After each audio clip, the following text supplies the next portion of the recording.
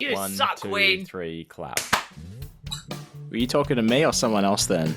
Were you giving I instructions? specifically said Wayne. Okay, yeah, you suck, Wayne. Hi, and welcome to Hey Buddy Nice Podcast. Over there in Scotland, remembering the time they were awestruck by red rocks. That's Brogan Hastings. And over there, thinking about farts as he claps, it's way too classy. That's not what I was expecting. I was expecting, from the Blue Mountain Ranges and looking over canyons and valleys. I forgot what you said. You were awe-inspired. Somebody said Taylor. Gee, and somebody. Then everything else. Gee, somebody listens. Gosh, you're right. Now that you're in my life, there's no getting rid of you, even though you don't care about me anymore. Yep. So true, Bestie. Yep. So true. We got a special guest with us today, and this is a special guest we've been trying to get on, times and stuff makes it stupid and bullshit. But, ladies and gentlemen, big, ready, clap, clap, clap for Big Sexy. Good morning, good afternoon, good evening, whenever this is hitting your ear holes. I hope that it is good. Oh, I thought you were saying that this podcast is good, but that the morning, evening, afternoon is good. You're hoping that's what's good. Yes. Yep. We Gotcha. currently make no guarantees on the quality of this podcast. Oh, yeah. No, never. Right. I make no, anybody that knows, and if there are any listeners of Big Sexy Digital Nomad, I make no guarantees of quality. Yeah. Yep. I promise perfection, but it's not going to sound that great. Yeah, Keep your expectations on the floor, and then you'll never be disappointed. We aim Exactly. for adequate at best. At best. Yeah. This is news to me. Look, yes, we have had some bottom of the barrel episodes, sure, but yeah, no. We're getting back into our stride. We're getting our groove back, just like Stella. I am the master of the mediocre, I like to say. Master of the mediocre. That is good. Yeah. I like to say that. I think that might be the first time I've ever said it, but still. But did you like I saying the way it? it sounded. Did you? I did like saying it. Good. That's all that matters. So that means you are not a liar. You were living up to the mediocrity of that statement by having only said it the once. Exactly. Yeah. Yes. But yes, Big Sexy from multiple podcasts such as Big Sexy Digital Nomad and Rainbow Dreamcatcher, the Love Podcast. Yes. So, yes, we've got some listeners who will not know who you are. That's guaranteed. My mum, for example. I'm sure. Probably doesn't know who you are. Brogan's mum. Yes, she does. Brogan's mum knows Big Sexy. Oh, there's a little wink there. Oh.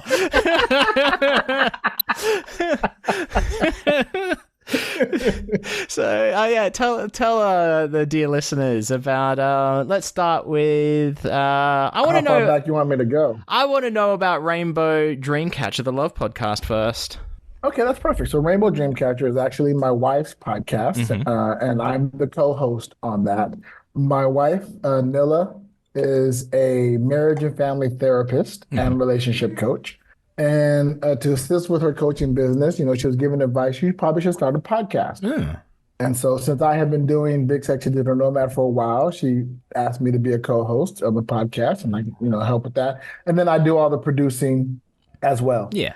And, set up everything. And so responsible for that. But it's fun. That one is very different than my other podcast because that one is all about love, relationships, connection. Whereas Digital Nomad's sex. about hate, murder. Hate, going nowhere, being by yourself. Yeah. It's all about masturbation.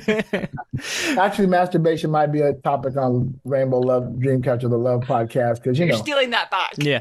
I don't think there are enough podcasts about masturbation. I'm just going to say it. There's not. As a matter of fact, I think I need to tell my wife that we should probably record several episodes so we can become the #1 masturbation podcast. Yes. I'm glad that you said record several episodes. But then again, if you want to record that, that's fine as well. Look, you record. Yeah. Well, content, right? Whatever makes good content. Yeah. Post it on the socials just to gather momentum. Yep. Someone's boat. So, Rainbow Dreamcatcher is what I anticipate. It has the potential to really, really blow up. Yeah. And be huge, be massive. Yeah. Just because of the topic and the content, and my wife really knows her shit. And I tend to be funny from time to time. That helps. As we say in the introduction, she's a marriage and family therapist. She helps guide couples to find healthy and happy relationships. and I'm her loving husband, here to provide levity. Yep. Funny anecdote, when we started the podcast, maybe for the first 5 episodes, I was saying the words here to provide brevity because I thought brevity meant levity. Okay. And I thought brevity meant the funny than jokes. And then I think a listener, when we finally posted the first episode, you know, brevity means brief. And I was like, oh, shit. You're here for the briefness of the love. I'm here to provide quick. Yep. Yep. It's like, come on, let's get this over and done Yeah, with. I'm here to make Rolling. sure this shit goes. So keep it firing, people. We're keeping this shit under 5 minutes. That's right. So that was fun changing that over. Yeah. And I realized we like saying brevity because we like to roll our R's, as we were speaking about in our bonus content. Going brevity. Which Brevity. I kind of wish the word meant the other way. Yeah. Yeah. I miss saying brevity. Or how about you go bring in the brevity of the levity so they can just be brief comedic moments. Interesting. But multiple of them. Bring in the levity with brevity. Yeah, there you go. Like that. Yeah. I think I'm gonna try that next episode. TM. And I'm not gonna tell Miller that I'm gonna do that. Okay, yeah, surprise, left field. Yeah, and I'll give you credits in the liner notes. Yeah, okay, liner notes is fine. Don't need on-air credits. Liner notes is okay. So how long has this podcast been going for? So that's a good question. Rainbow Dreamcatcher has been going. Look at me with the hard-hitting questions. 38. So 38 weeks-ish. Yep. Like 40 weeks. That's pretty good. In there. So just under a year. I realized that I am able, if I know the episode, the episode number gives me the longevity of the podcast, except Rainbow Dreamcatcher has started to drop an episode every other week. For the time being, because we are traveling. Yes. And it's a lot of stress especially on my wife, to stop everything and record an episode. Yep. Right. You know. Oh, we get it. And then put it together. Yeah, you guys know. Mm-hmm. You guys understand. Yeah. It's one of the reasons we don't record when we're in Vegas. Yeah. Yeah. We tried once and it was just. Well, you tried not to record in Vegas, but you had one of the funniest episodes while somebody was recording while you were in Vegas. What was this? I don't remember this. Remind me. Which one? This was the bonus episode that I believe Kez was recording when you guys were wasted. Oh, when we were at the Schwood's place. Schwood's compound. Oh, it was in Texas. Yeah, Oh my god, yeah, not in Vegas, but you were traveling. Where I'd had the first sip of alcohol in like 7 years. So Brogan had one double and was wasted. Love that episode. It wasn't even I don't even think it was a double. It was a Brian Brushwood pour. It was. It was a Brian Brushwood pour. It was one glass. So it's probably a 2.5. Yeah. So and then I had a lot of Pepsi Max. I'll ask you this: Did Brian know it was your first time in a long time? Yes. Then it was definitely a 2.5. Yeah. Well, no, I explained to him why. I don't think he went overboard. I explained to him why I didn't drink. Yeah. I always wonder about that episode. Hey, how it's received. I forgot it existed. As an outsider, I love it. For first, you don't know how long it's gonna go. Yeah. Right. I was thinking, and until I looked at the time on Spotify, but I remember hearing it because I was expecting, like that was gonna be just the introduction. Oh wow, yeah. And then it would go into a regular episode. No. And I keep listening. I'm going, oh no, they recorded this. Oh, this is an entire night. This is an entire thing. There's video of it too on YouTube of the whole thing. Yeah, I have been meaning to look that up because I definitely want to see the video of it. Yeah. It sounds like you have an amazing time. I have an issue because I suffer from FOMO. Right, and that's a real fucking thing because I definitely suffer. So listening to that episode made me miss you guys. Yeah, made me miss. I've never been to the Bushwood compound, which I would love to go. And then it reminded me that I missed Scoop Fest. Yeah, it reminded me that I missed you and Kez coming through California. Yeah, we were not able to catch up this trip at all. Yeah, which I hated, but things are things, right? Yeah. I said if I had a car, it would have been different, of course. Yeah. You probably couldn't got rid of me. I would have stalked you guys in Anaheim. Yeah, you would have bought tickets to And joined you guys. Disneyland and come in with us, Well, I which don't would know have been about a that. good Disneyland's time. fucking expensive. Yeah, it is. Yeah. Yeah. I would have met you guys in the parking lot, watch you go in, Yeah. and then like, let me know when you're out. I'm just gonna be around in Anaheim, just doing whatever. I have I'm just enough gonna wait in friends. the I'll parking hang out lot. with some other friends, and then I'll meet you guys back, and we'll go for Yeah. I'll follow you guys to your hotel. Yeah. Motel, thank you. Oh, motel. Oh, Yes. Got you. Yeah. I can't remember what Body it was. Where did we batteries. stay? It was an all right place, but we stayed there twice in a row. It was better than Texas, Brogan. Yeah, better Texas than was Texas. bad. Yeah. Really? Texas. How bad was it? Texas was a days in, Yeah. Oh, right? There, and that gives you all you need to know. So I That- actually, when we mentioned this to Chris was like, I'm not fucking coming. And we're like, Yeah. oh, why? Like, he's like, it's bad. I'm like, it can't be that bad. And we rolled up and we were like, oh, this is bad. Yeah. But look, I genuinely thought it was abandoned. I think everybody needs to have one experience in a shitty hotel. Yeah. Yeah. Well, put it this way. So I had to get moved because the first room they put me in stunk of smoke. And Kes went down to the desk and got me moved. Yeah. We left our luggage there. When we came back, I sat awake. I lay on the bed awake for about 6 or 7 hours, listening to. She would sent me the link for the latest season of World's Greatest Con. So I lay on the bed listening to that, and then got up and went to the airport to pick up Paul. Yeah. I did not sleep. I took my luggage with me, and I said to Shwood, I'm just going to leave this here, and I'm going to get picked up from your place because I can't stay there again. And he went, yeah, sure. It was so we bad. were lulled into a false sense of security booking that place because the only places like that we'd stayed in Anaheim, surrounding Disneyland. Yeah, days in California are nice.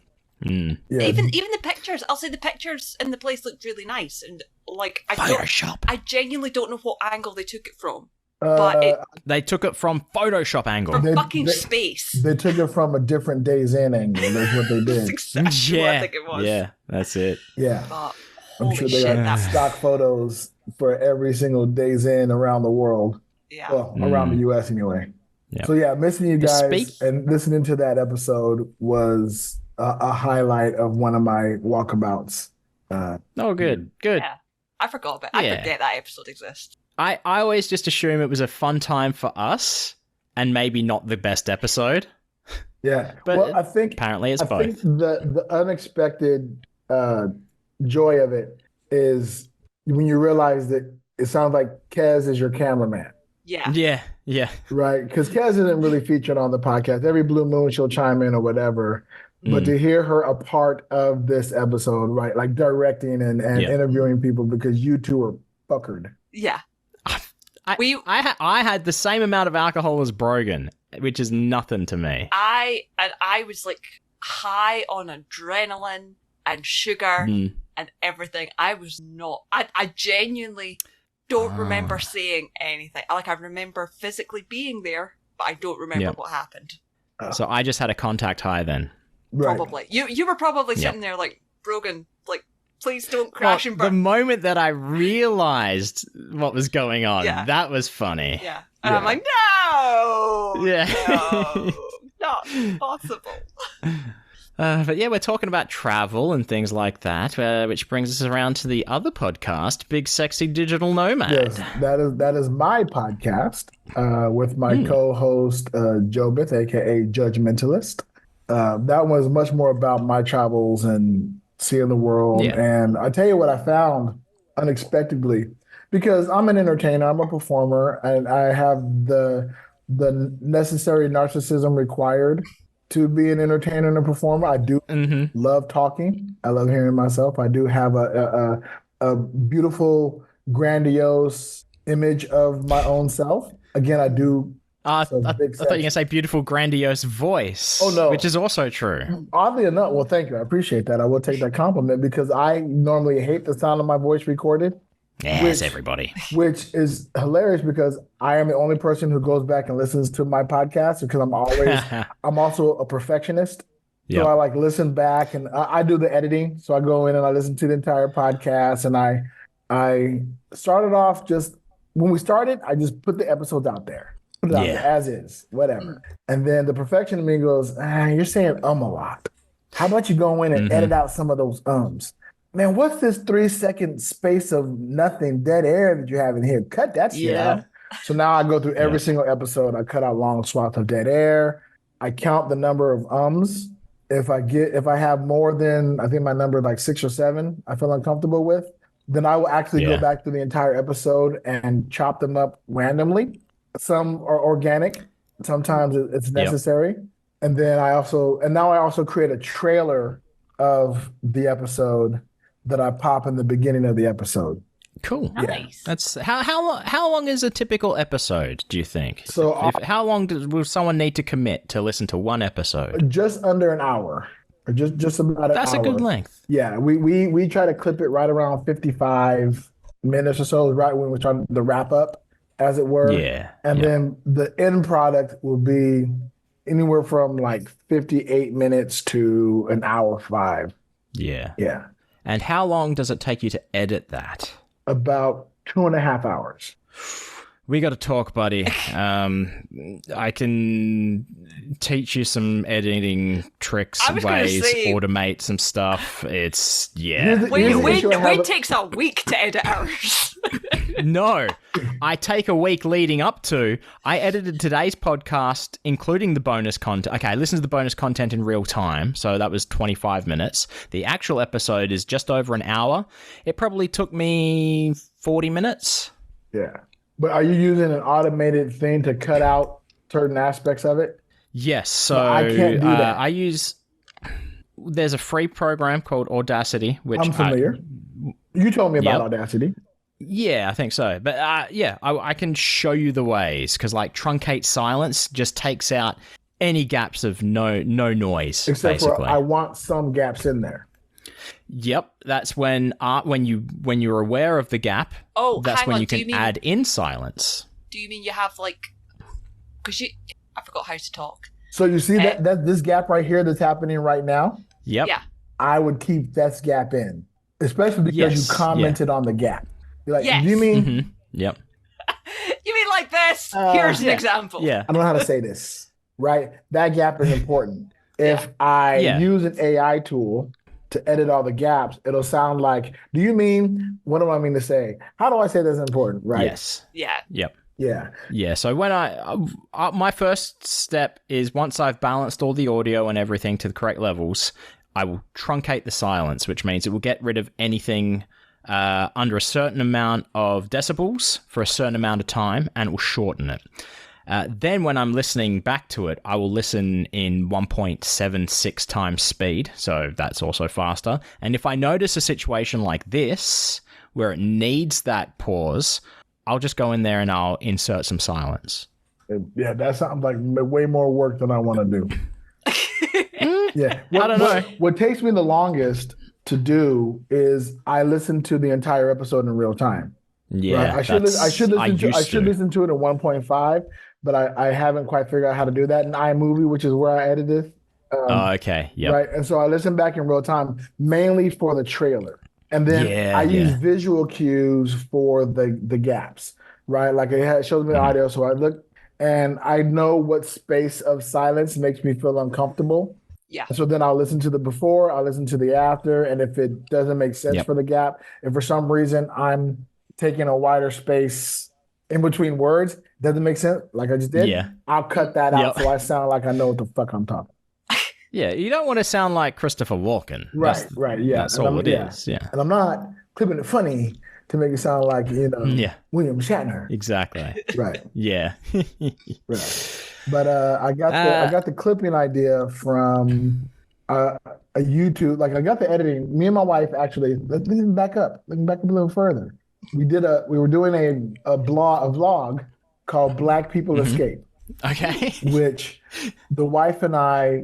Wait, how back further is this going? Because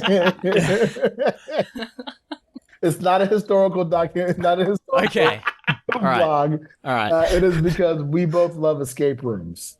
Oh, yes. Right. And so we started doing, my wife went, oh man, we should record reviews of us doing escape rooms. And I'm all, yeah, let's do that. I love, whatever. And putting together. My thought was we record the review. I'd script a little something out. We record the review and we send it out. And my wife really wanted to have them edited. And there was a style she was looking for. I don't know if you're familiar with Philip DeFranco. He's a news reporter here in the U.S. Yes. The Philip DeFranco Show. Yes. He clips and he's very fast in his clips, right?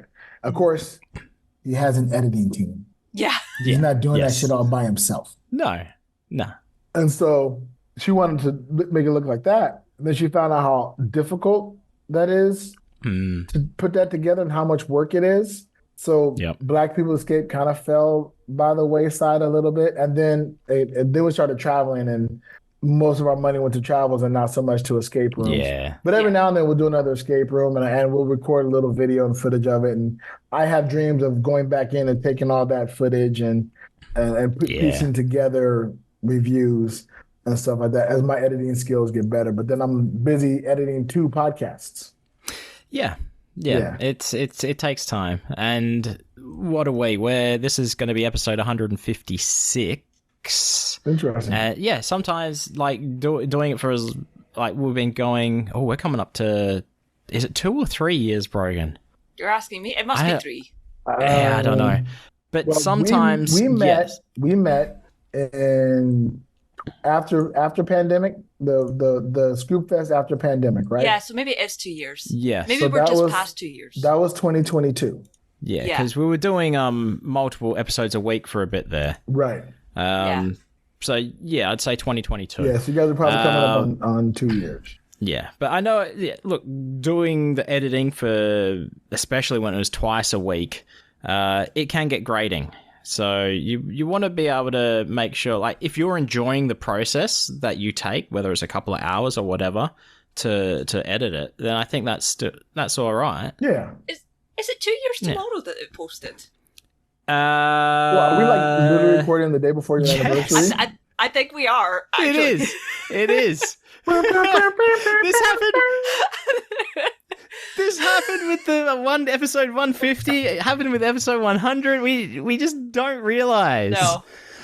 We did it. We did it. Hey, because it was going to be August. I feel like a very special guest.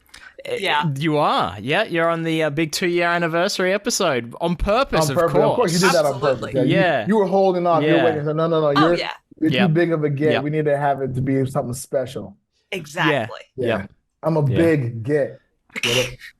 Yeah. Oh, yeah. I see what you did there. I'm a big sexy get. Yeah, we were a big sexy get. Yeah. Is that what you said? Not a get. A get. A get. Yeah. Okay. All right. Yeah. I get scared of other terminology with your languages. I don't want to say I'm a big sexy get, and that means like I run around in a latex suit with doing no, that'd be a gimp. Very very fast butt claps. But not a bigot. Brogan, how would you describe git? Arsehole. Okay. See, I'd be like, you silly git. It's more playful. See, probably it's more playful, but like an arsehole, but not malicious arsehole. Just like you're just an arsehole because you're. My co-host is a git. Yeah. So is mine. Wayne is raising his hand. What the fuck do you want? Am I a silly arsehole or a malicious arsehole? I regret to inform you, you are in fact both. Okay, I can live with that. That's all right. You're salacious. Right. You're a salacious asshole. Salicious, yeah. Or Millie. And delicious. You're a Millie asshole. You're a Millie arsehole. I like salicious. I like salicious. Millie sounds like we're making fun of Millie Bobby Brown, which I don't think we have to. The most famous Millie right now, right?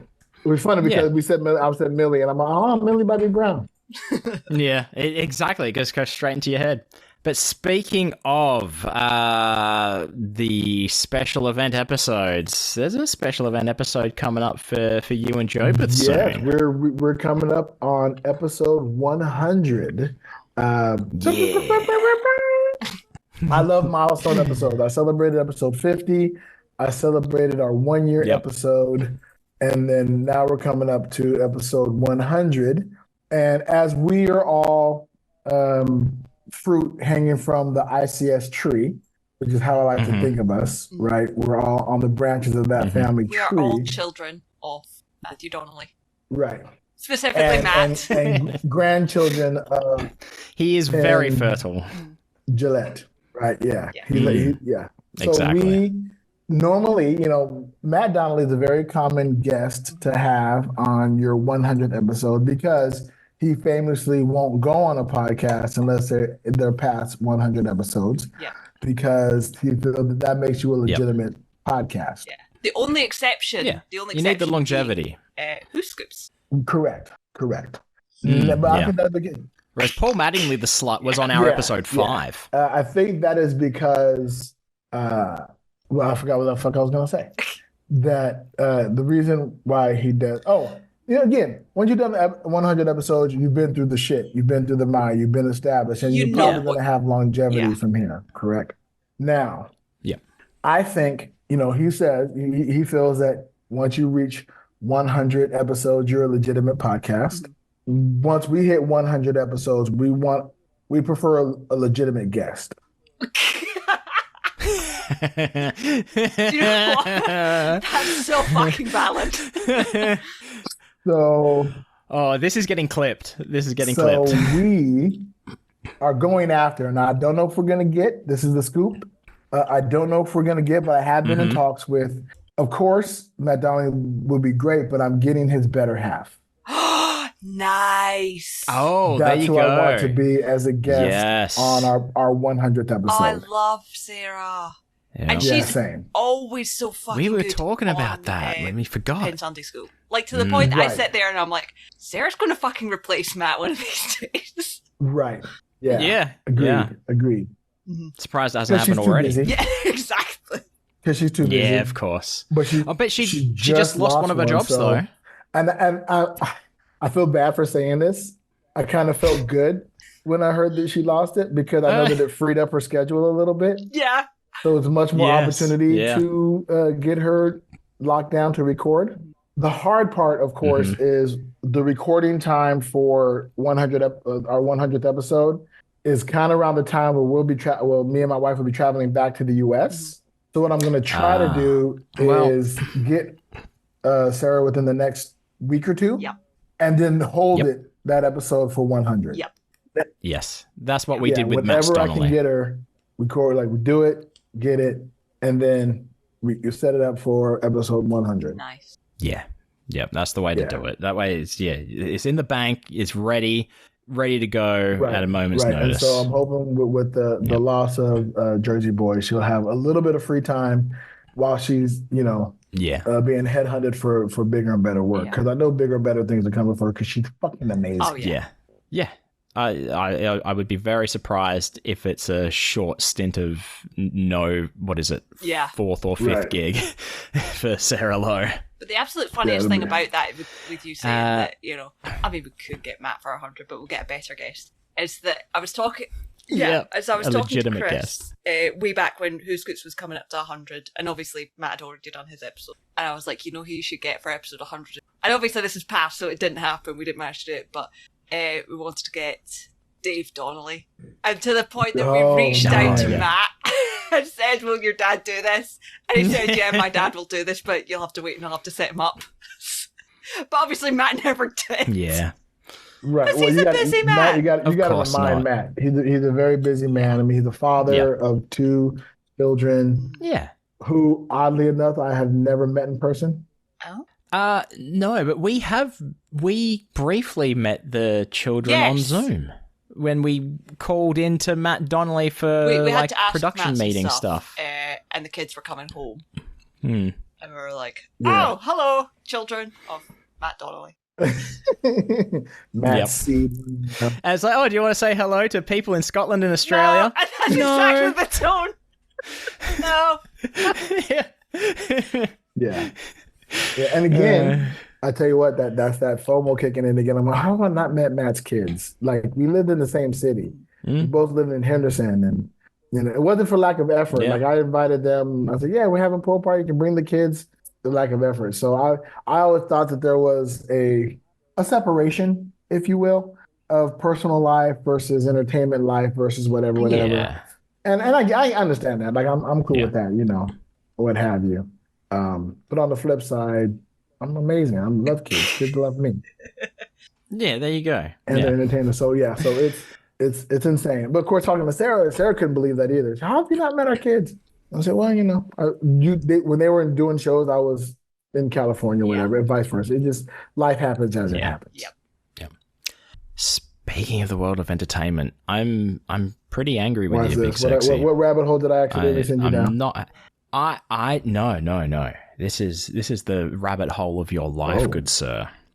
How did I not know? How was I not told that you were in a production of Evil Dead the Musical? How did you not know that? I post that everywhere. Exactly. How did I not know? Why was I not told? Big Sexy Digital Nomad. That's how I know. I don't listen to most. I'm lucky to catch up with ICS. That's funny because we've been talking about this for a while. I haven't caught up on anything in so long. Yeah, and I get that. Like to be honest, I am not caught up on Hey Buddy Night's podcast as much as I would like to be. It's funny. Yeah, I always every now and then I'll be in a space where I can catch the current episode. So it tends to be the one I go to first. Yeah. Because when I started listening to ICS, I didn't listen to ICS until like they were coming up on episode 600 when I first started listening. Oh wow. I mean, and they're friends of mine, and I knew they had a podcast. But at the time they started a podcast, podcasts weren't big. Yeah. And they weren't everywhere, so I didn't know how to. I thought you had to have and I didn't have Apple Music. I thought like Apple Podcasts was the only place you can get the podcast, and I wasn't going to be able to get it. So I said, I'm not going to worry about it. And I even hosted karaoke at a Scoop Fest. Before you listened? Before I wasn't listening to the podcast. I mean, because he hired me because I hosted karaoke, and they know I did karaoke. So they hired me for the event. And I remember going, what the fuck is a Scoop Fest? Like, what is this thing? Okay, I'll come to a little shindig and a little event or whatever. I'm like, who the fuck are all these people? And come, and this was like I think the second or third, it had to be like the third Scoop Fest because the first one was on a boat. Yeah. Right. Yeah. Well, the landlocked Scoop Fest. Yeah. So it was the first or second one in Vegas that they did. Yeah. And that got me intrigued to what was going on. Of course, I would go to bucket shows all the time. I heard them talking about it or whatever. Yeah. But it wasn't until somebody mentioned that it was on Spotify. And I'm like, perfect. Yeah. And so I'm the weirdo to go back to episode 1. Ooh. I listened to and episode. Not listen to new. I think it was like 598. I'm like, oh wow, okay, cool. And then I said, oh man, this 598. Fuck, that's a lot of episodes. And they're about an hour each. Yep. If that. If you're lucky. Yeah, plus. That's a lot of time. Yeah, usually about an hour and a half. So I've seen some of them like crack 2 hours 20, and you're like, shit. Yeah. And I'm like, okay, well, you know what? I ain't got nothing better to do. So I would go back to I went back to episode 1. And I started episode 1. But anytime they drop a new episode, I listen to the new episode. And then I fill in the time between listening to the back catalog. And that was a very interesting walk through history. Yeah. Because, yeah, because what? 500, 600, that's a few years worth. And I'm listening to them talk about things that I was either a part of or I remember because I was, in the same space as them and world as them. I remember when they were doing 50 Shades. Matt talked about Alibi, the show, which I was in. Yes. Yep. Right. Yeah. That would have been fun to do. I would have done Alibi if it was still running. Yeah. Alibi was probably the second highlight probably the third highlight of my Las Vegas career. The first being Evil Dead the Musical, which started this whole conversation. Yep. Which is by far the number one thing I did. But it ended on a very sour note for me. Because it was the show that went in after 50 Shades got axed, is it? Or is this a different production of it? So yes, but no. This is okay. If we had the Vegas parking and weather, this would be played here. So the way it worked, Evil Dead the Musical was already running in the V Theater, which is inside Planet Hollywood. Oh. Okay, yeah. And 50 Shades was running at Bally's. There was a time when Yes, 50 in the Shades window was going showroom. out and they wanted to bring in Evil Dead the musical in that space. The issue they had was with the splash zone of Evil Dead the musical. Yeah. And so they couldn't figure a way to work it out. So Evil Dead the musical ended up going to the Tommy Wynn Theater, which is where shows go to die. Mm-hmm. Yeah. And I was already out of the cast before it left the V Theater. Right. Oh, okay. I was a part of the cast for just about 2 years, roughly. And when I joined the show, I was a swing. And for listeners who don't know what a swing is, I was part-time. I was on call, essentially. If they needed me to fill in the position, I was guaranteed at least 1 to 2 shows. Or I was guaranteed 3 to 4 shows a month. But if they needed me for any other, they could call me and I would come in and fill the role. Was this for multiple roles? I only played Scotty. Just and the one? I, other than the characters who played Ash, I was the only only actor to play one role. Every other actor in the cast had played a different role as well. Yeah, because there's like the midpoint when intermission happens. It's sort of when it moves on from Evil Dead 1 to Evil Dead 2 kind of thing. Yeah. And so they would come back as another character. Now, there were actors who, for the role of Jake, was only played by one actor, but the actor who played Jake had done other characters within the show before, right? When I came in, I only learned Scotty. I didn't learn any other roles. I would have liked Jake. I think Jake would have been another fun role to do, but I only learned Scotty and I only did Scotty. And as I was swing, the person who played Scotty was leaving, and he was the music director, and I won't say his name because he can burn in hell. Yep. Okay. And clearly a listener of Hey Buddy Nice Podcast. And he was such a fucking dick. He played the role of Scotty, so I was his swing. He left to become the music director, and when he left, they were like, who's going to be the next main Scotty? And of course, I was excited. Maybe I'll get it. But they gave it to a different guy, another actor named Colton. I don't mind Colton. Colton's pretty cool. And the reason it was given was because he had been with the cast for quite some time. So he paid his dues. Yeah. And therefore, they gave him the role. Yeah. Fair. Yep. Absolutely. That's how theater works. Appreciate that. So I stayed swing. It was good. Whatever. Fast forward a little bit. Colton gets leukemia. Oh, shit. So he can no longer do the show. So, and we're not coming up to contract renegotiations yet. We're not coming to rounds yet. So, but I'm a swing, so I fill in. So I immediately go from 4 times a week to every night. And at this point in time, we're in 2 theaters. Yeah. The same show blocked 2 different ways in 2 different theaters. Oh, shit. Both in the V, downstairs, which is the bigger theater, and then upstairs, which is a much smaller venue. Right, so we had to reblock and do things. So I had to learn 2 shows. I learned both shows, both blocking, what have you. And then upstairs was 5 nights a week, and downstairs was just on the weekend. Okay. Wow. Right, so it was a Friday show, a Saturday show, and a Sunday matinee. And I did all of it. I did all of it. Right, and then it was a lot. That's a lot. Okay, but still. Time for renegotiate. So we obviously audition and we get new actors coming in to be swings and stuff like that to lighten the load. And I train a guy to be Scotty and teach him the ropes and everything like that. Go do. Time comes for contract renegotiation.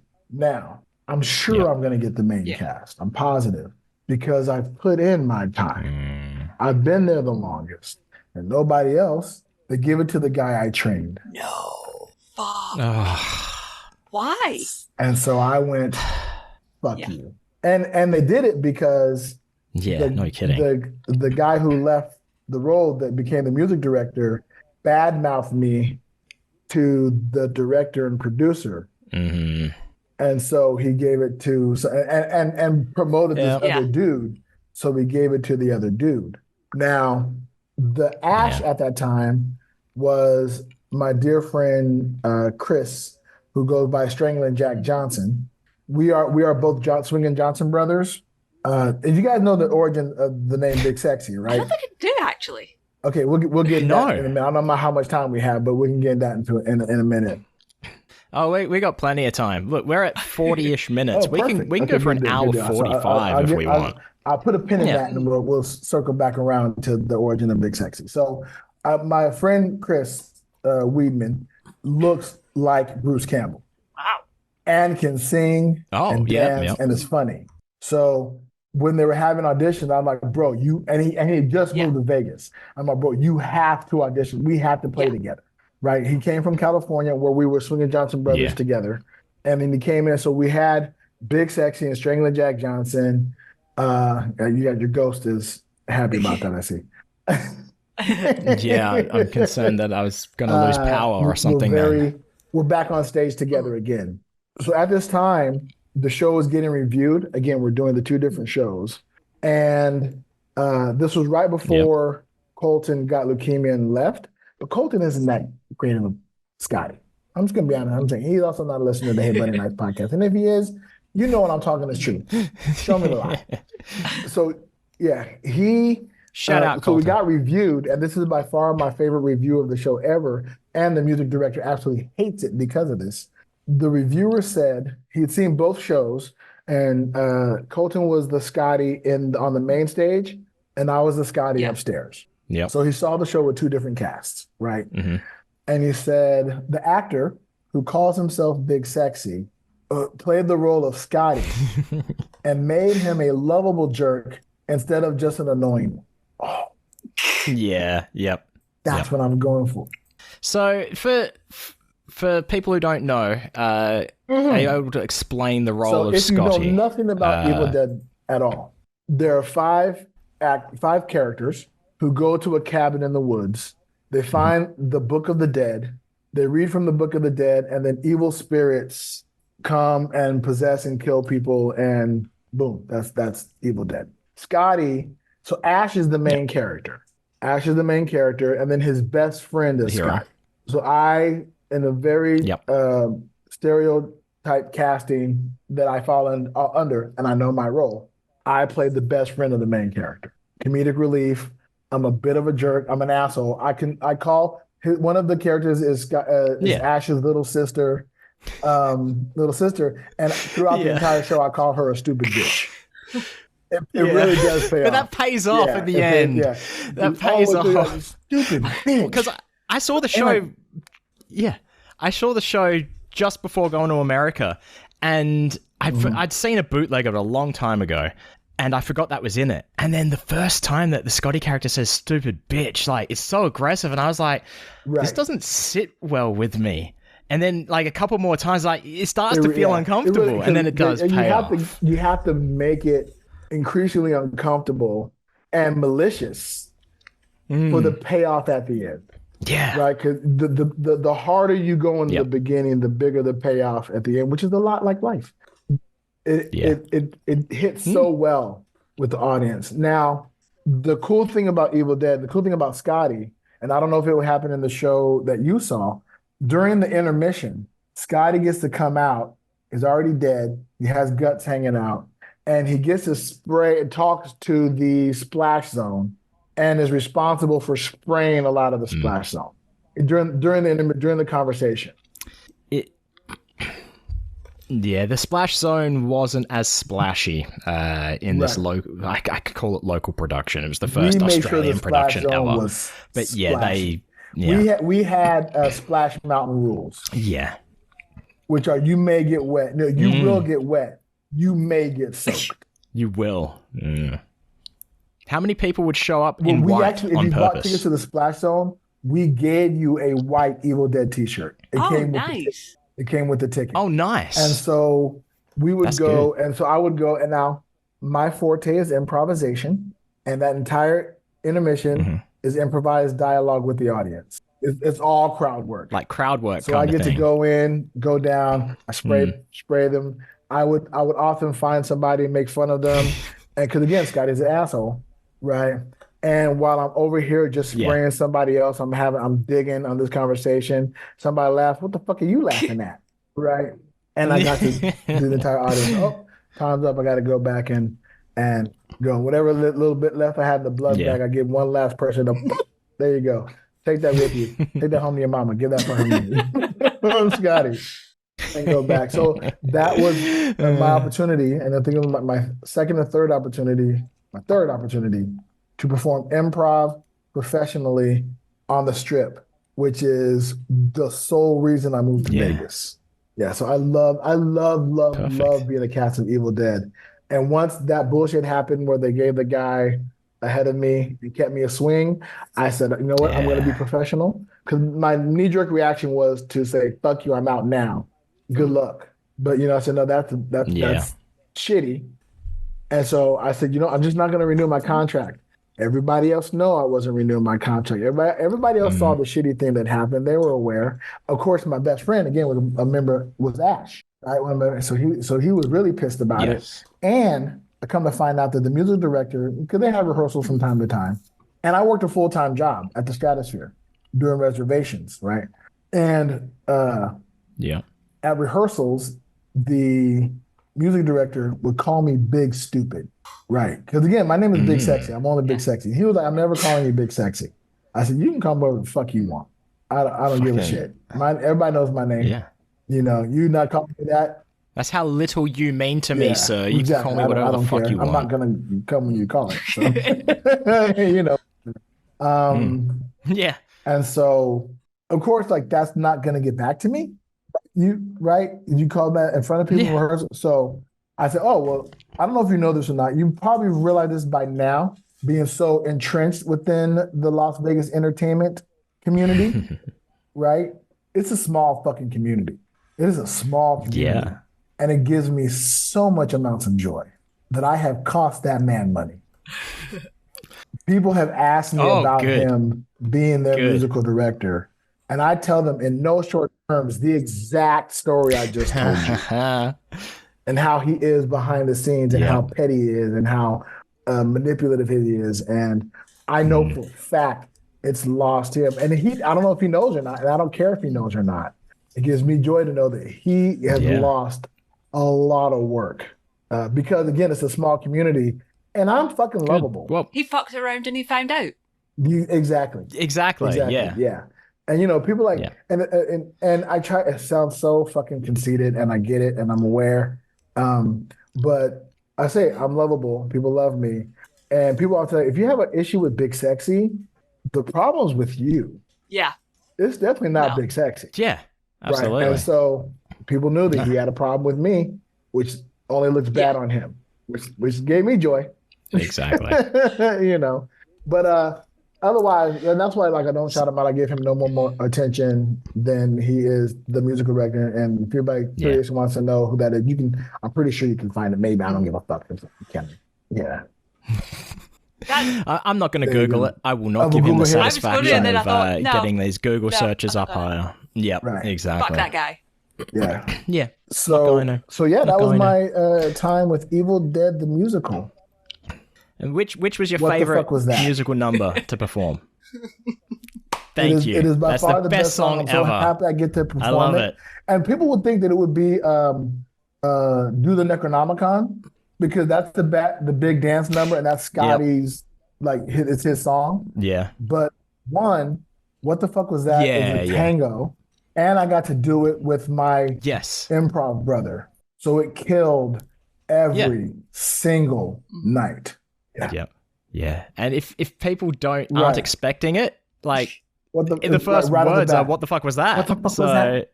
Yeah. Oh, I get goosebumps just talking about it right now. I love that so much. I started listening to the soundtrack again recently because I realized I hadn't thought about it in a long time. And as an actor, you always wonder, could I go back and do that role again if it popped up? I absolutely could. I'd have to rehearse and I'd have to go through the script again. I definitely don't remember any of the lines, all that. But, and I didn't remember some of the songs. This song. I would love to do another production of Evil Dead the musical. It would be great. I would, and then I would either want to play Scotty again, Jake. I think I'd be a great Jake The producer was scared to put me in as Jake because I'm black. Yeah, Jake is a very, if you don't know the role, he's a Southern hillbilly. And he was worried how that would translate as a black man playing a Southern hillbilly. And okay, Jake has a great song. Jake has a good song, has a great song. And make, some of the lines make a lot more sense. Yeah. And then I also wouldn't mind playing Ed. Ed is the boyfriend. Ed, did you say? In the second half. Yeah, he doesn't speak. Yes. Yep. Until he speaks right before his song. He sings the song, then halfway through his song, spoiler alert, he gets shot and dies. Amazing. I love it. Yep. And then it becomes that's great. Yeah. But it's one of the funniest moments in the entire, because his song is called Part Demon. Yeah, so his entire song is about, the best line in his song is, if the main hero kills 100 demons, I'd be the forgettable number 39. Yeah. But up until that part, that role is very much played just physically and by a lot of facial expressions. Yeah. All that. Yeah. And you got to be ready to get ready to speak. Yep. And then you're cut off. And oftentimes you're cut off by the lights going black. Yeah. Yeah, it's a great role. So those are the three roles that I would love to play. Yeah. I'm very happy I got to see a version of it, because I was excited that I might have been able to see it in Vegas, but then it disappeared, and then lucky it made it here. But checking on their website, there is always productions going on. So hey, it may happen. It may happen for you. And I'm always on the lookout, and I have I check the website every now and then to see where they're going. If they have auditions, I'm going to be there or whatever. See if it's going to happen in Spain. Well, an English language version in Spain. This isn't quite a scoop, because I've already done it on my podcast, but this is a scoop for anybody who's not listening to Big Sexy Nomad, and a scoop for the host as well. Spain. This may be the last time I'm in Spain for a while. Okay. Here's the path. I got the job. I applied for the North American Language and Cultural Assistance Program through the Spanish Ministry of Education. I got the job. By the time I was able to accept the job, there were no positions left in Costa del Sol, which is where I wanted to be. Everything in Malaga was way up in the mountains, and I don't want to do the mountains again. My awe is the sea. And so I looked at Cadiz. And so I found a place near the sea in Cadiz. So I accepted. Boom, we're going to Cadiz. The wife also applied, but she applied much later. And again, acceptance is first come, first serve. So by the time she was able to accept the position, there was even nothing left in Cadiz. There's really nothing left anywhere. There was something in Almeria, Guchara, which is a place, whatever. But then, so now we have to decide on where we're going to go, if we're going to go to either one of those places. Then we got the concern of getting back to the U.S., which we're going back as of this recording, about a week and a half's time, or 2 weeks time. Okay. Submitting the visa application and getting the visa back before the program starts October 1st. Which is a very small window. Yeah. So. Oh, I feel you on visa windows. My wife has been examining other options, and it looks like Big Sexy Digital Nomad. And we'll just put up. Yeah, well, I heard a noise going on. I think somebody got shot in Brogan's home. Yeah. Well, the episode that I just edited, we were talking about the time that Brogan was in the shower, heard a noise, got out of the shower, I just heard completely naked, fall, ready to fight an intruder. What the fuck is that? Yeah. What the fuck was that? I heard it. I don't know. I thought it was my dad messing with something, and nope. It was not. It was your dad falling. Luckily, it wasn't your dad. It was. And I don't know what. No. Yep. I do have a lot of shelves with things on them. That's my big fear. But everything. Right. Yeah. To me, it sounded like a ting noise to me. So I went to IKEA yesterday, so I have like a lot of cardboard boxes. Yeah. So it might be something. Oh, is that what that was? Boxes, like something I couldn't work it out. Yeah. Something settled, something shifted down below. So, like an Allen key fell down. That's what it was. I did panic. All right. Yeah. You did. I mean, strong enough that I had to stop the story. Yes. Where were we? So it was talking visa windows, so deciding where to go. Reviewing other options. So it looks like Big Sexy Digital Nomad and Rainbow Dreamcatcher, the podcast, are headed to Mexico. Olé. Yes, Mexico. we are going to go back to the U.S. Apparently, the Mexican visa is much easier to get, lasts longer, and you can get it in a much shorter time. And the cost of living is about half of what it is in Europe, which is only like 10% of what it is in the U.S. Right, so we weren't saving as much money being in Europe as we had hoped, and things are getting more expensive here. So it makes a lot more sense to get to Mexico. You can get to Mexico, save up money, and then reapply next year for the NOGCAT position. Reply the first day that you can, get it submitted, everything. We already have all the paperwork and everything ready to go. Get it submitted, and then hopefully we'll get Costa del Sol as an option available, and then we'll come back to Spain, ideally in September of 2025. And then be here for a while. Got that plan. So we'll see how it goes, what happens. Again, you never know. We may get to Mexico and Playa del Carmen and fall in love and be like, oh, this is amazing and whatever. But I have a feeling I will also miss the people here in Spain, So we'll see what happens there. Oh, let me, while we're talking about that, let me pull the pin out of the origin of Big Sexy, because I didn't realize you guys don't know this. So... Look, we don't know. I mean, I'm speaking for me. I assume I'm speaking for Brogan. We don't know the origin of Big Sexy. I feel like we don't know what is written on your birth certificate, even. And I don't want to know. Okay, well, I won't tell you. I won't tell you. I just give you the origin of Big Sexy. First off, I always inform people Big Sexy is old enough to vote in the U.S. I've been Big Sexy for about 20 years. Yeah. I thought it was 22 years, but then I actually found the flyer for the event that instigated his birth, right? Mm-hmm. So back in 2003, I entered into a contest called the King of the Water Cooler Comedy Contest, where you would set up an act, and then ideally called the King of the Water Cooler because whatever you did was so amazing that people the next day would be talking about it around the water. And so set up a comedic act, and I was like, yeah, that'd be fun. I'll be interested. I'm a funny guy. I could think of something to do. And so I thought, if I don't say so myself.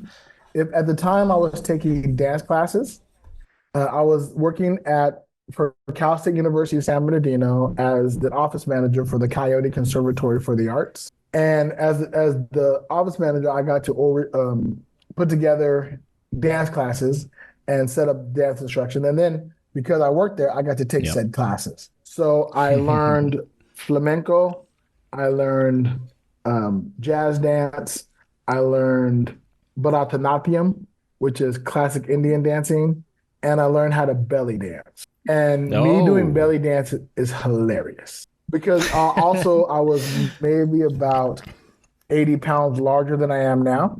Yeah, I was big sexy. Well, I wasn't Big Sexy yet. Yeah. But so I knew all these dances, and I said, it'll be fun, is to do a light stand-up comedy routine and then end it by belly dancing. And it went over great. So I made it to the finals. And there were 5 finalists, and they were going to award the top 3. Fast forward, I'll give you the spoiler, I finished second. Right. Podium. Yeah, I definitely podium. I definitely placed. And the cool thing about it was I won a free tuition to a stand-up comedy school at the Ontario Improv.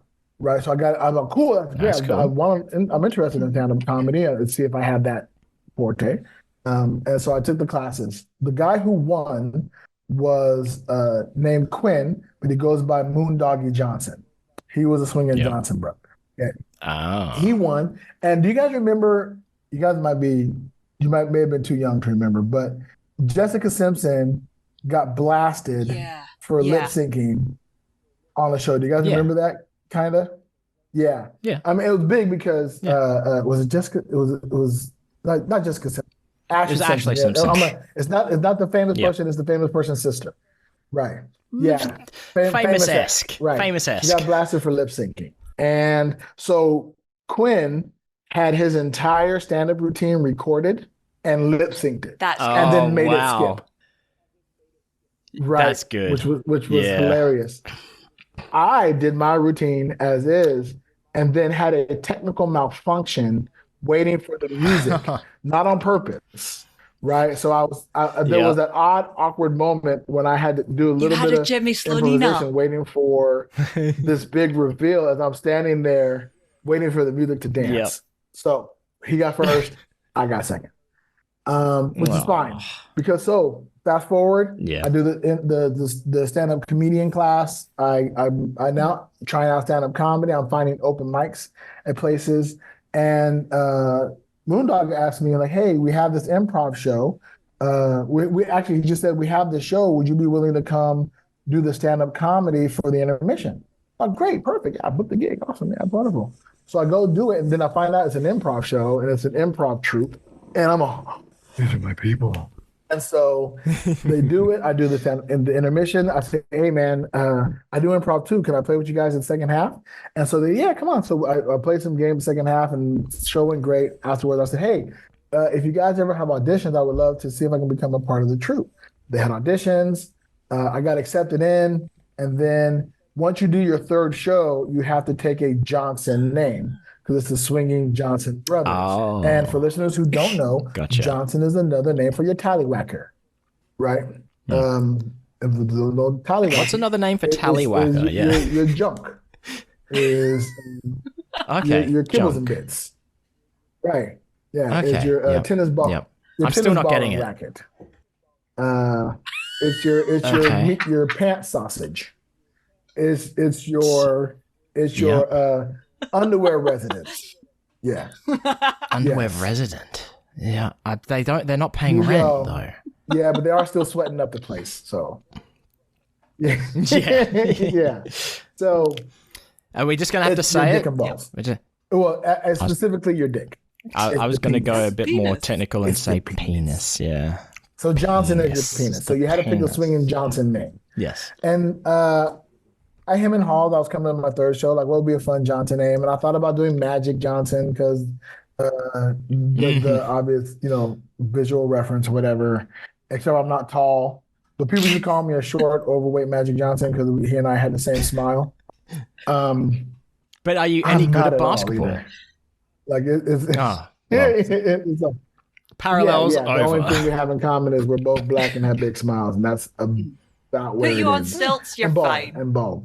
We're bald. Yeah, Same time. yeah. Right. And on stilts, I can probably at least put the ball but in. didn't you also have a rivalry with Larry I Bird? did have a rivalry with Yeah. Sam Pigeon. Oh, Yeah, that's it. I yeah, always yeah. get mixed up. Yeah, so I went with Big Yeah. Sexy Johnson. Because why not? Right. Why not? Big That's Sexy perfect. Johnson. Yep.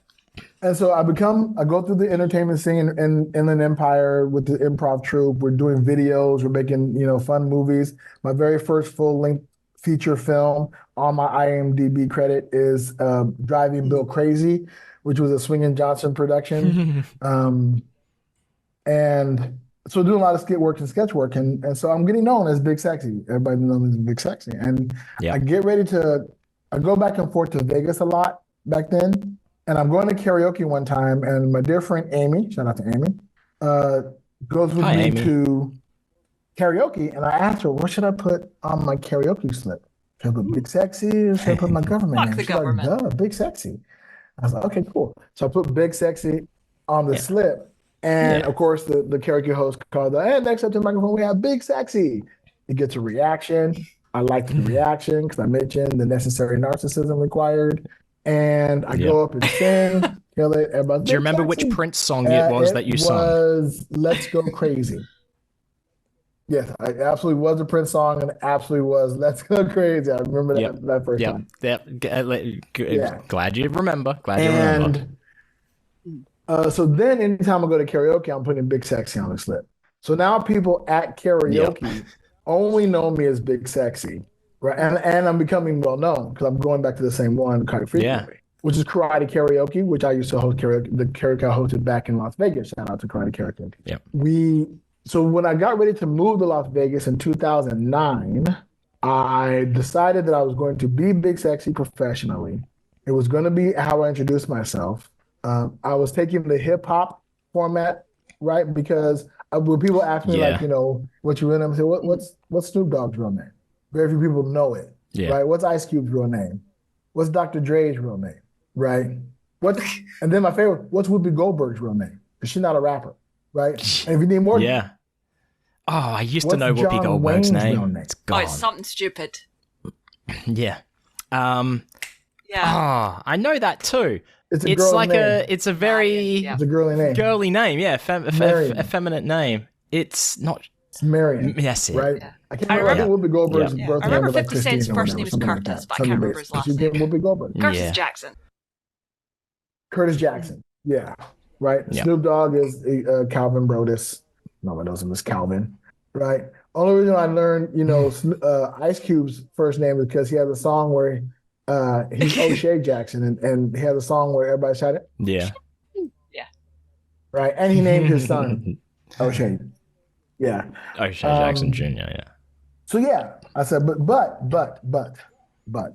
if my name is Big Sexy Johnson, that happens. Yeah. I cannot get away from it being a dick joke. There's just no way I can get away from it. Yeah. So I like to say I left my Johnson in California and moved to Vegas as Big Sexy. And I couldn't figure out whether going to be first name Big, last name Sexy. I was going to ask, what's going to be the iteration? And I thought, you know what? It'll be like Cher. It'll be like Madonna. It just is Big Sexy. And you can pick either one of those words, whichever you feel comfortable with. You can move it around. Some people call me Biggie. Some people call me Big Sex. Some people call me Bigums, right? Facebook calls you Bigs. Let me have Bigs. Big Sexy, so I had to go Bigs Xy, right? And so, but I realized that I'd have to, if anybody asks me what's my real name, I have to answer it as if I'm saying my name is John, right? I have to say Big Sexy as if I'm saying my name is William. Because anything else delegitimizes Big Sexy. And I'm legitimate. You're so legitimate, we waited to the 2-year anniversary. Yeah. Of the 2-year anniversary. Right. Yeah, so that is the origin of the name Big Sexy. And then I've been Big Sexy ever since. For a long time, there were people who did not know. Like, my government name used to be on my Facebook. Yeah. And then if they added me on Facebook, that's when they found out what my name was. And then that account got hacked. Yeah. And so I deleted it and created the Big Sexy. So then there are people who don't know what my government name is. Unless they ask. Like, I don't hide it. Right? Like I tell people, no, I won't hide it. But if you ask me, you have to know the right question to ask me. Yeah, if you ask me what's my real name, I'm going to tell you Big Sexy every time. Matter of fact, I had a guy the other night who was like, what's your name? Big Sexy. Yeah, but what's your real name? Big Sexy. Yeah, man, but what's your real name? I said, how about you do me this? How about you ask me one more time and see if it changes then? So, do you ever use like the internet to order food? Like, I don't know, Uber Eats or on like ever get cancelled because they think it's... Is it Big Sexy? Is. It absolutely good. The only time when you book it can't be is when they take your name from your credit card, right? Then it puts whatever name's on the credit card as your name. But if I get to create the account, it is 100% Big Sexy. Well, it's attached to my email, which is whoisbigsexy@gmail.com. And that is listed in Gmail as Big Sexy. So that comes up. And I definitely get looks when I go in, especially if I order something, and I go pick it up. Like if I get it either Chipotle or Pieology, I'll go in. Now some of the restaurants already know me, so they know when it comes in. But the first time it comes in, I go in, I'm here to pick up an order for Big Sexy. They're going, we were wondering who that was. The place that you're staying in right now, was that booked under your name? No, my wife books all the Airbnbs. When I was in, we were in Denver. We were somewhere, and I ordered an Uber, and Big Sexy is my name on Uber. The driver that starts off interesting conversation, right? The driver you may want to change your name because people will cancel thinking it's a joke or a prank or whatever. And I said, then cancel. I don't care. That's the person losing out on money, not picking up. How often have you had an Uber driver cancel on you? Well, oddly enough, it happens every now and then. And I never know if it's because of the name or not. It happens to me all the time. Yeah. I think it's they just cancel. yeah. I don't think people care for whatever reason. Yeah. Maybe people just hate the name Wayne. Yeah, that's it. I assume that in your instance, the Uber driver's name is like Tiny Ugly or something like that, something along those lines. And they're scared that there's just going to be like too much too much intimidation going on. It's amazing how many little sexies there are in the world.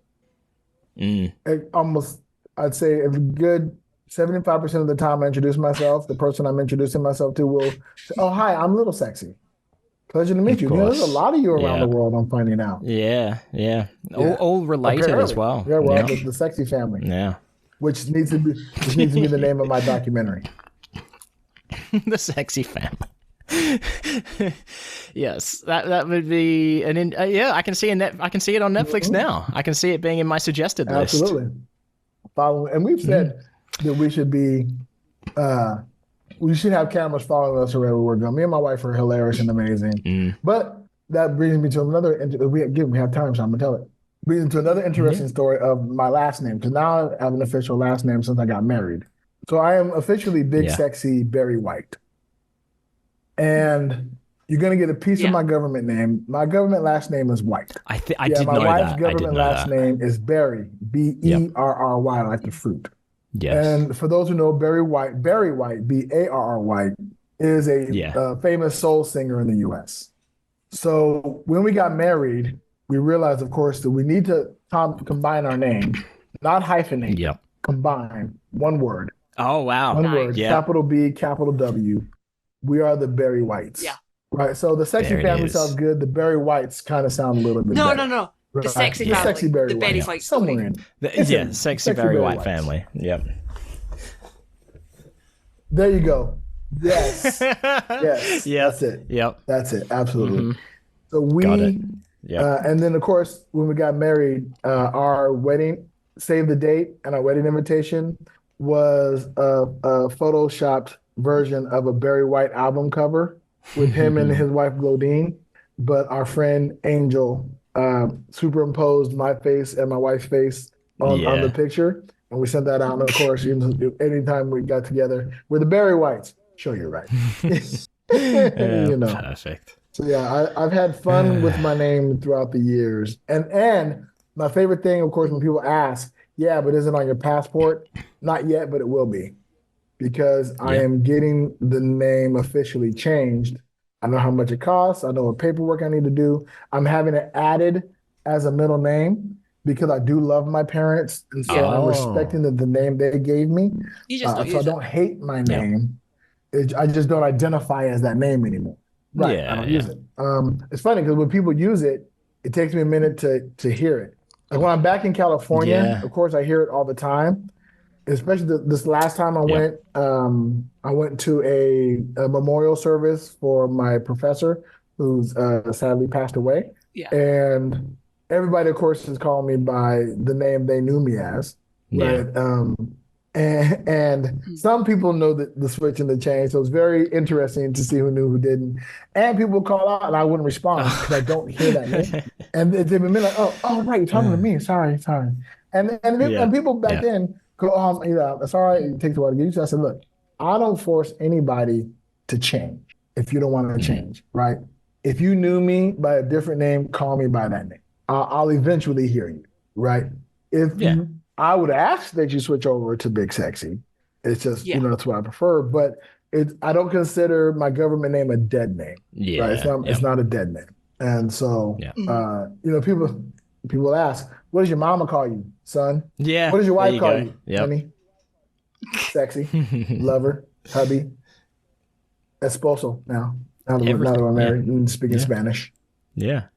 Yeah. So, that's my name. It's gone. It's gone from my head. I had something to say, but it's gone. So instead, we're starting to draw close, and I know that there were some important things that you wanted to talk about this episode. Being that you are the guest, you can talk about anything you want, and there was a particular topic you wanted to discuss. Yes. So we're all nerds. The three of us, we're definitely nerds. I'm aware that we live strong in the nerd community.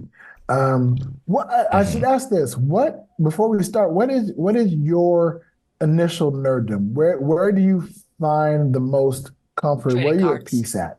Where's your Oh, nerd home, if you will? It'd Probably be trading video cards. games, Games? specifically Nintendo. Yeah. Nintendo video games, right? Yeah. Brogan? Trading cards. All right. Mine are comic book movies, and it's probably the biggest. I love comic books. I love movies, and so when the two finally came together, we became into the golden age of comic book movies. Yeah. I am loving every minute of it. All video content Yeah. is we're in a gluttony, if you will. It's great, and it's great to be here because now you're able to get good projects, amazing projects, shitty projects, right? And have a plethora of information in order to accurately critique it, right? Because like when the first Spider-Man movie came out, the Tobey Maguire movie, you didn't have a whole lot of superhero movies to compare it to. Yeah.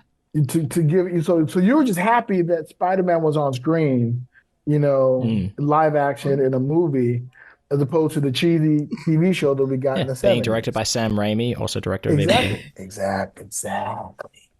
Yeah, it all comes around. It always comes around. It's like poetry. It's like it rhymes. It's a George, Lucas. Not Clooney. George. Star Wars. Lucas. George Lucas quote. It's like poetry. It rhymes. Yep. I'm also huge in the Star Wars universe as well. So I've been consuming. So I want to talk to you guys about have you guys been watching anything within the nerd realm recently? So and then, did you see the big reveal at Comic-Con? I know absolutely zero fuck all about the context of that reveal or anything. I've only seen a picture on X and somebody saying, "Oh my God." So I hadn't known anything about it. That's the extent of my knowledge. I will answer the first part of that. I'm going to answer the first part of your question to begin with because I have very little to add to the second part. So am I taking in anything from Nerdum Universe? I'm only saying this now because I need Brogan to watch this also for next recording. Time Bandits. Not the old movie, the new season. Wait, there's a Time Bandits TV series. I'm sorry, what? Written, directed by Taika Waititi and Jermaine Clement. Okay. Yes. Time Bandits. Yes. Yeah. Two episodes are already out. Where? So that's why we're not. Where is it? It's on Apple TV Plus. There are a lot of people in this. I'm sorry, listeners. I know this is us looking up things on the internet. Ain't always great podcasting, Ross but Noble, I haven't seen it. It's okay. The silence gets edited out automatically. Okay, I need to watch this. Yeah, Ross Noble.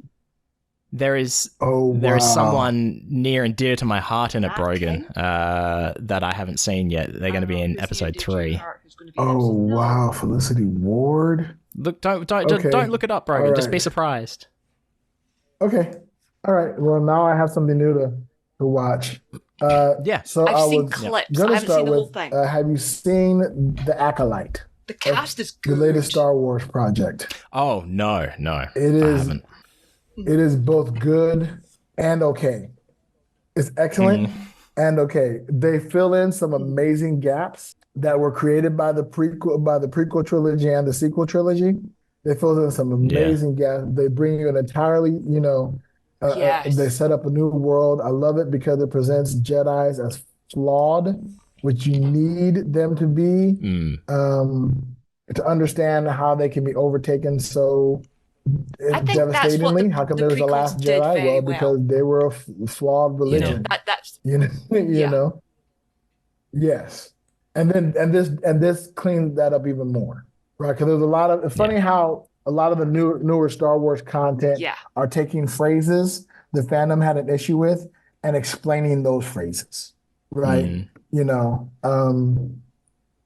So if you haven't seen it, I recommend it. It's in the back of my mind because I still also haven't watched Ahsoka or Obi-Wan or Randor.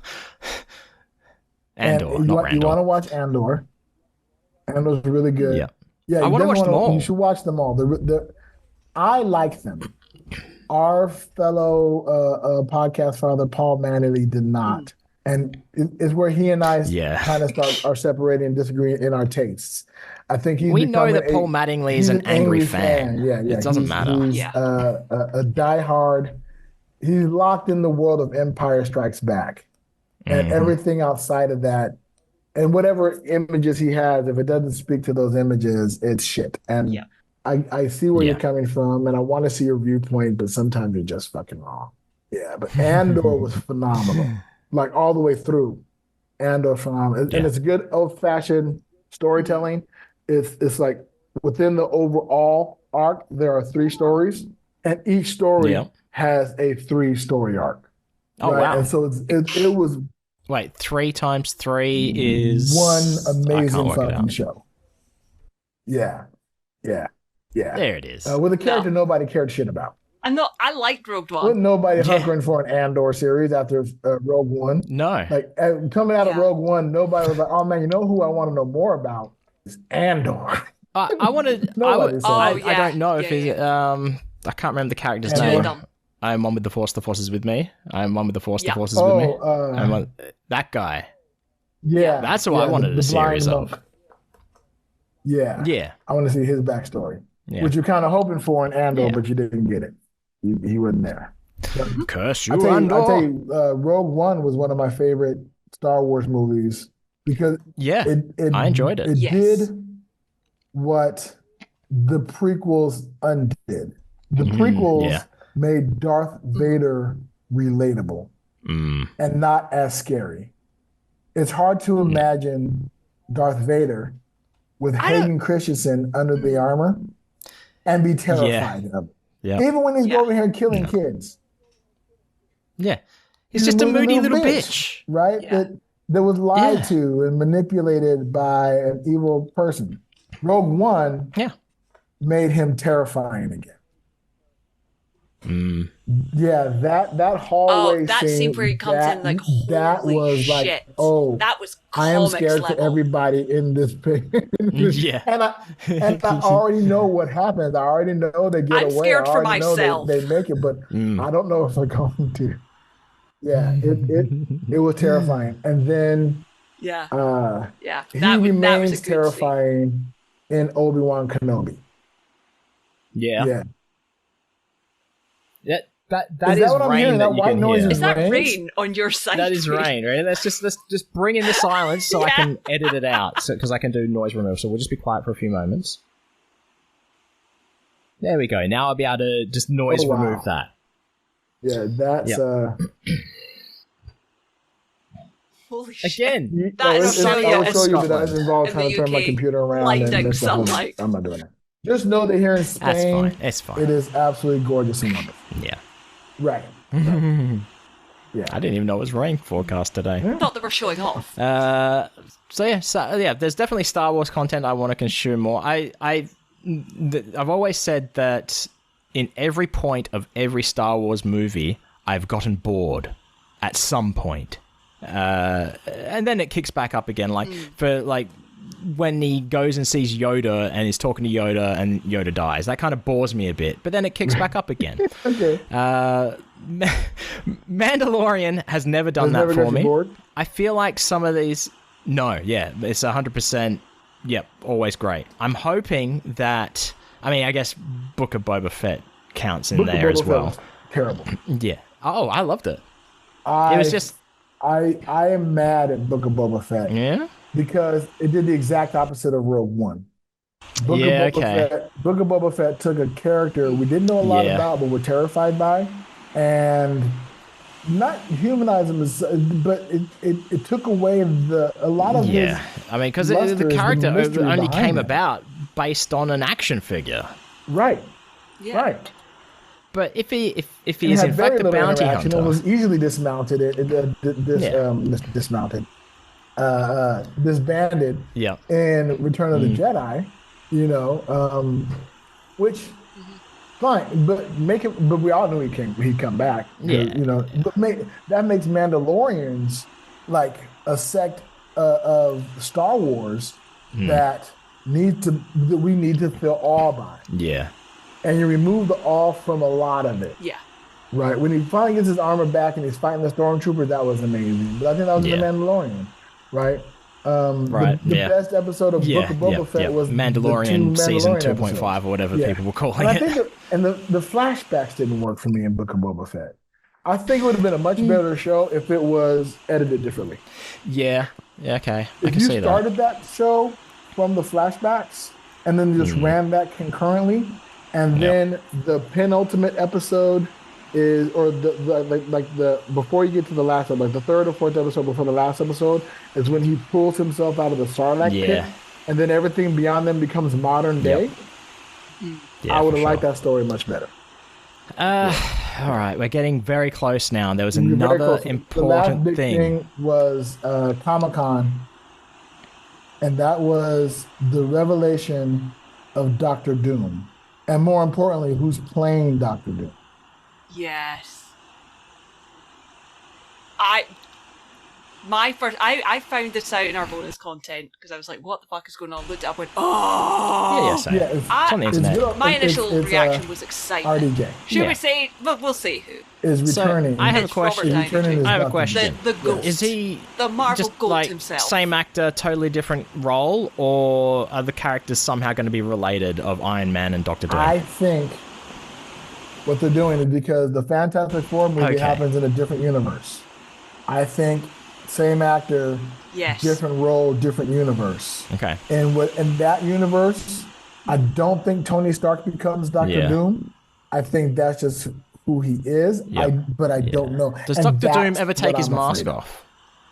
Okay. He'll start with his mask So he off, may and then not look. then They it may gets do on him movie per- magic, and he may not look like Robert Downey Jr. as Iron Man. They could like do him up in makeup, and then he's just forever Doctor Doom. He looks like an older Robert Downey Jr. in a different, it's RDJ, but an older RDJ. He doesn't look like Tony Stark, Okay. Yeah.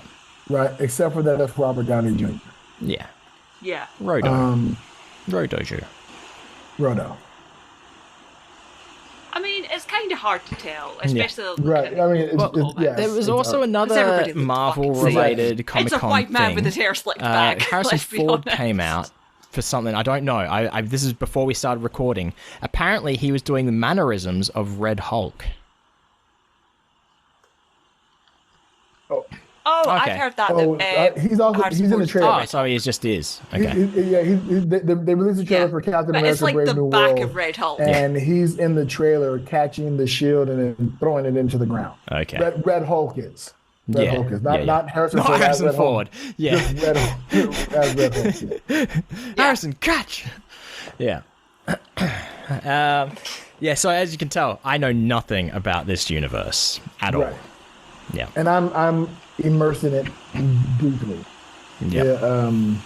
Very much. Which I like chopping up and talking about it. But we can all, and I'll put this out to any listeners out there. If you want to chop up the Marvel Universe or Star Wars Universe and you want some good dialogue and some honest feedback, hit me up. I'll be happy to chat about it. There you go. And I'm You heard it. Tonight or decided tomorrow. I'm gonna Oh, go yeah. see I do Deadpool want to see and that, Wolverine. actually. Yeah. I can't wait. I've been avoiding the internet Nice. Yeah. since its release, which is I'm surprised that the Doctor Doom announcement caught me. Yeah.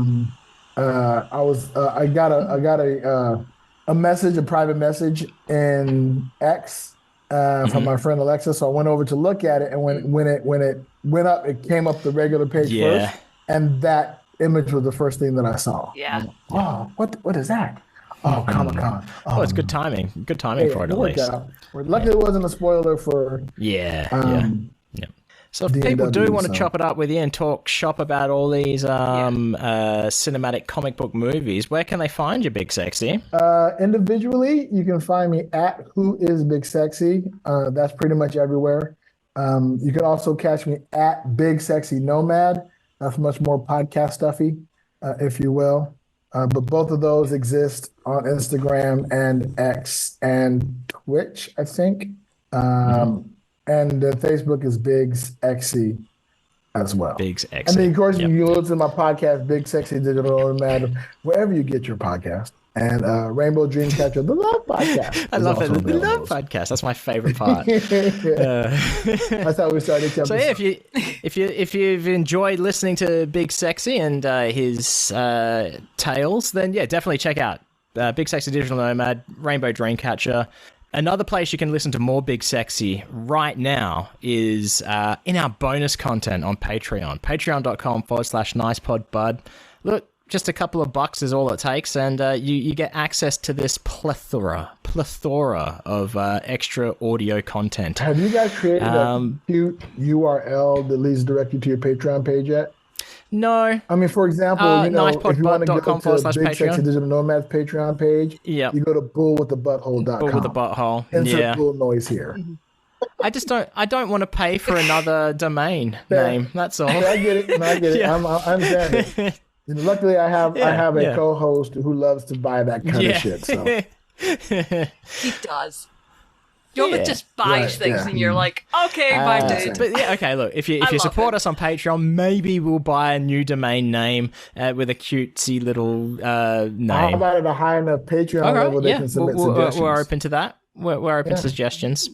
But then again, we understand that not everybody can support on Patreon. That's perfectly fine. We just appreciate you listening every week. But what would also really help is if you're out there on social media, you can find us at NicePodBud. You know, just interacting with our posts and commenting, sharing, liking, and just telling someone else, telling your friends, or maybe your enemy, I don't know, other people. Your frenemies. Yes. Frenemies. Tell your frenemies about Hey Buddy Nice Podcast. And they. Hey Wayne. Wayne. Yeah. Wayne. Have you heard about this podcast called Hey Buddy Nice Podcast? Oh, you almost got there. Right, let's do it again. Take two. Yeah, Doug fucked it up, Hastings. But speaking of Hastings, you can find Hastings on the internet at 7 Billion Needles.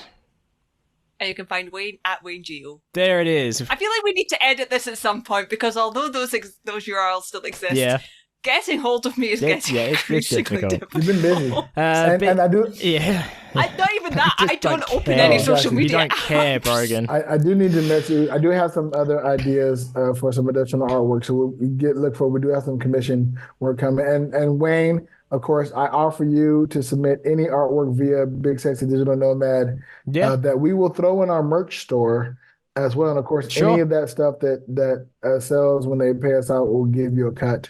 Speaking of which, brother, I think I owe you like $1 or something. I was talking to Jobeth about this sort of stuff. I like helping out friends because friends help friends. I appreciate that very much. And you guys are very talented and love your artwork. I mean, you did that one great comic for my wife, and my wife still raves about it to this day. I like that comic. We have friends here in Spain who have it on their phone. So I gave them the sticker of it, and they put it on phone. And they're very excited because I ran out of stickers. And they're like, oh, this is an exclusive edition. Yeah. Limited. They should have numbered and signed them. I'm doing that for my next batch. The next batch. So appreciate it. And if you want any Big Sexy Digital Nomad merch, you're watching this video, you're like, oh man, that shirt looks amazing. Where in the world is Big Sexy? I do like that shirt. Right. This is my favorite. I was very happy with that. Everybody's favorite. You can go to our merch store, whereisbigsexy.com. But that's where, WEAR, is bigsexy.com. Because Nice. my co-hosts like coming up with funny URLs. Yeah. Look, while we're plugging merch, while you're at it, nicepodbud.com/shop, buy yourself a hat with a picture of a hat with a post-it note with a picture of a hat on it. It's just do it.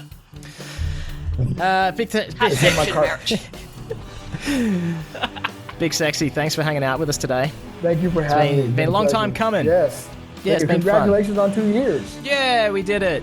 No, we told you we could do it, moms. you doubted us. Yeah. Let's be honest. We're here because my mom keeps saying, "Are you recording today? Where's the episode? Why is Wayne not posting the episode this is in the yet?" future.